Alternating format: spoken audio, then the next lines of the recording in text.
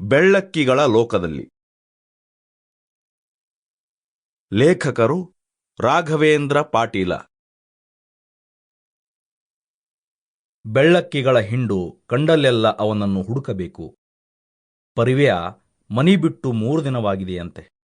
ಹಾ ಹಾ ಬೆಳ್ಳಕ್ಕಿ, ಇಳಿದ ಬಾ ಬೆಳ್ಳಕ್ಕಿ, ನನ್ನ ಹೊಲ ಹೊತ್ತುಕೊಂಡು ಹಾರಿ ಹೊಂಟೆವರಪೋ, ಬರ್ರಿ ಹಿಡೀರಿ ಹುರ್ಯೋ ಅಂತ ಒದರ್ಕೋತ ಬೆಳ್ಳಕ್ಕಿಗಳ ಬೆನ್ನು ಹತ್ತಿದ್ದಾನಂತೆ. ಅವೆಲ್ಲಿ ಇವನಿಗೆ ಸಿಗುತ್ತವೆ?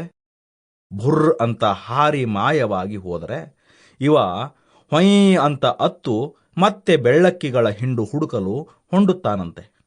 ಹಾದಿಯೊಳಗ ಸಿಕ್ಕ ಮಂದಿ ಸಂತ್ರಾಮನಿಗೆ ಎಲ್ಲವನ್ನೂ ಸವಿಸ್ತಾರವಾಗಿ ಹೇಳಿತು. ಸಂತ್ರಾಮ ಅಪ್ಪನನ್ನ ಹುಡುಕಲು ಅಡ್ಡಾಡಿ ಒಂದೇ ದಿನಕ್ಕೆ ಬಸವಳಿದು ಹೋಗಿದ್ದ. ಮನೆಯೊಳಗೆ ಬೇರೆ ಅವನ ಅಜ್ಜಿ ಪರವ್ವ ಹಾಸಿಗೆ ಹಿಡಿದು ಈಗೋ ಆಗೋ ಅನ್ನುವ ಹಂಗೆ ಮಲಗ್ಯಾಳೆ.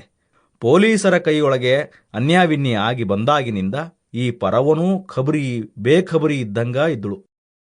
ಒಮ್ಮೊಮ್ಮೆ ಎಚ್ಚರಾಗಿ, ಈ ಕಾಗದ ತಗೊಂಡು ನೋಡೋ ಸರ್ದಾರ ಅಂತ ಇನ್ನೊಮ್ಮೊಮ್ಮೆ ಅಯ್ಯಯ್ಯೋ ಅಂತ ಒದರಿ, ಕೊಲ್ಬ್ಯಾಡ್ರೋ ನನ್ನ ಮಗ ನೆತ್ರ ಬಸ್ತು ದುಡ್ದಾನ್ರೋ ಅಂತಂದು ಗಳಗಳ ಅಂತ ಕಣ್ಣೀರು ಸುರಿಸುವಳು.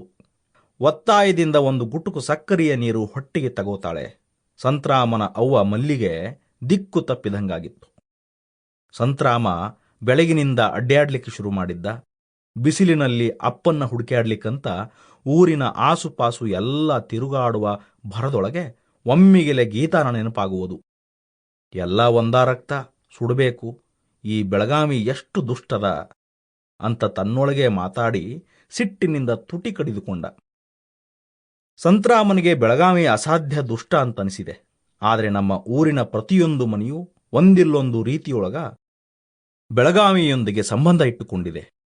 600 ಮಂದಿಯ ಬಹಳಷ್ಟು ಮಂದಿ ರಕ್ತ ಸಂಬಂಧಿಗಳು ಬೆಳಗಾವಿಯಲ್ಲಿಯೇ ಇರುವರು. ಲಿಂಗಾಯತ ಗೌಡರ ಸಂಬಂಧಿಗಳು ಅಲ್ಲಿ ಬೇಕಾದಷ್ಟು. ಯಾರು DC ಆಫೀಸ್ನಾಗಿದ್ದಾರ, ಯಾರು ಪೊಲೀಸರಾಗ್ಯಾರ, ಯಾರು ದೊಡ್ಡ ದೊಡ್ಡ ಅಂಗಡಿ ಇಟ್ಟುಕೊಂಡು ವ್ಯಾಪಾರ ಮಾಡ್ತಾರ. ಇನ್ನಷ್ಟು ಮಂದಿ ಕಬ್ಬಿಣ ಸಾಮಾನು ಮಾಡುವ, ಹತ್ತಿಯಿಂದ ನೂಲು ತೆಗೆಯುವ ಗಿರಣಿ ತೆಗೆದಾರೆ. ಅವರು ನಮ್ಮ ಊರಿಂದ ದುಡಿಯಲಿಕ್ಕೆ ಬೇಕಾದಷ್ಟು ಮಂದಿಯನ್ನ ಕರೆಸಿಕೊಂಡಾರ. ಇನ್ನೊಂದಿಷ್ಟು ಮಂದಿ ಅಲ್ಲಿ ದೊಡ್ಡ ದೊಡ್ಡ ಮನಿ ಕಟ್ಟಿಸಿ ಬಾಡಿಗೆ ಕಟ್ಟಿಕೊಂಡು ಆರಾಮಾಗಿದ್ದಾರೆ. ಹಿಂಗ ನಮ್ಮ ಊರಿನ ಅಗದಿ ಹತ್ತಿರದ ಸಂಬಂಧಿ ಆದಂಥ ಬೆಳಗಾವಿ ಸಂತ್ರಾಮನ ಆಕ್ರೋಶಕ್ಕೆ ತುತ್ತಾಗಿ ಬಿಟ್ಟಿತ್ತು. Sample complete. Ready to continue?